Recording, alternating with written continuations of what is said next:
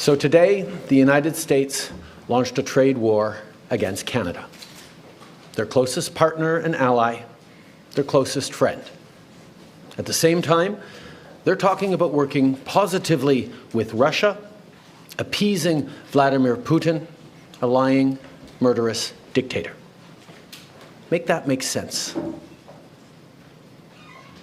Canadians are reasonable, and we are polite, but we will not back down from a fight. Not when our country and the well-being of everyone in it is at stake.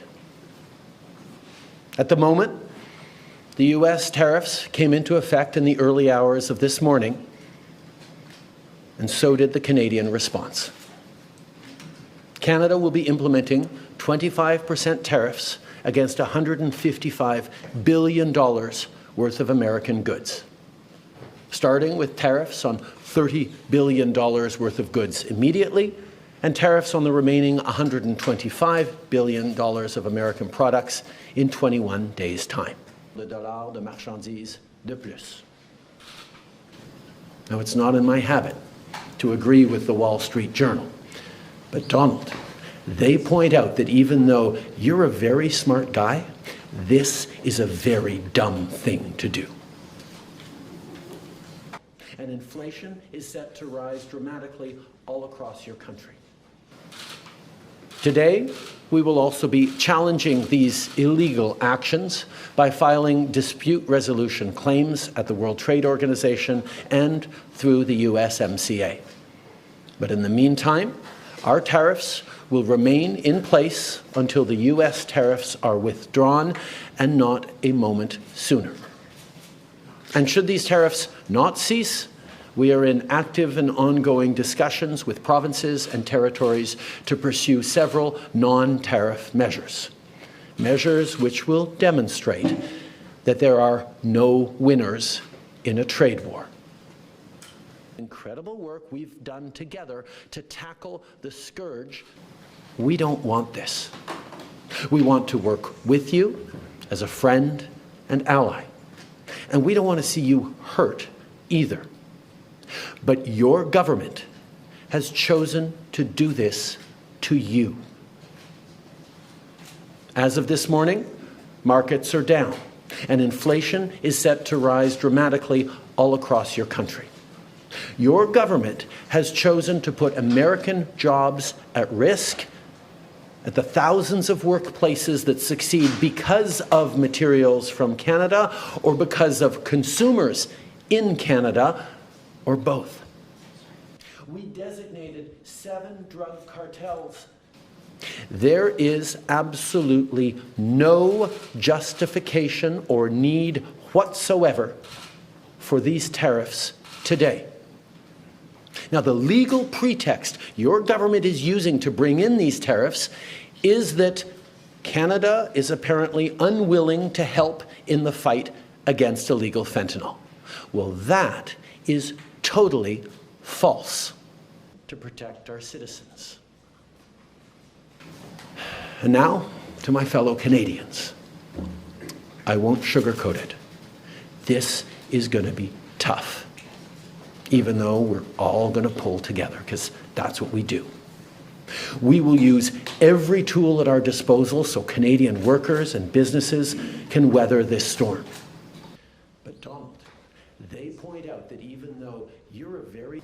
We will take measures to prevent predatory behavior that threatens Canadian companies because of the impacts of this trade war, leaving them open to takeovers. We will defend Canadian jobs. I have offered to speak to Donald over the past number of days, and I expect to speak with him in the days to come.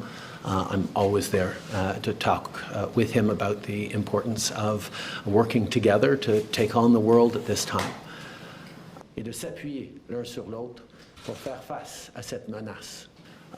But our focus has to be on getting these tariffs lifted as quickly as possible.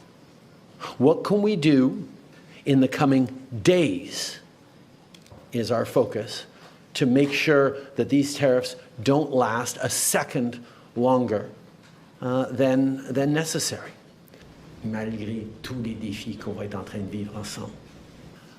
But there are many other things that have been surfaced by different premiers in different approaches that we can look at. One, for example, is around purchasing and around suppliers and around contracts, whether it's municipal, provincial, or federal, with American companies. This is a policy decision by the American government designed to go after the Canadian economy.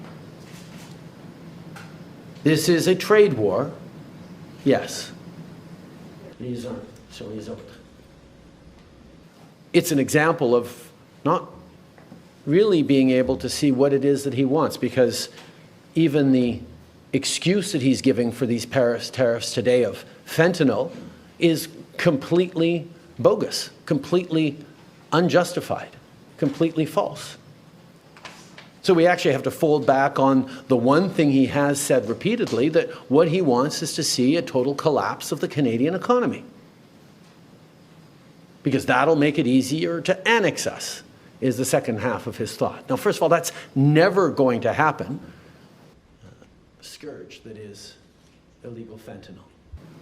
We're going to choose to try to buy Canadian products and forego bourbon and other classic American products. And yeah, we're probably going to keep booing the American anthem. But let me tell Americans, we're not booing you. We're not booing your teams. We're not booing your players. We're booing a policy that is designed to hurt us. And we're insulted. And we're angry. But we're Canadian, which means we're going to stand up for each other. We're going to fight. And we're going to win.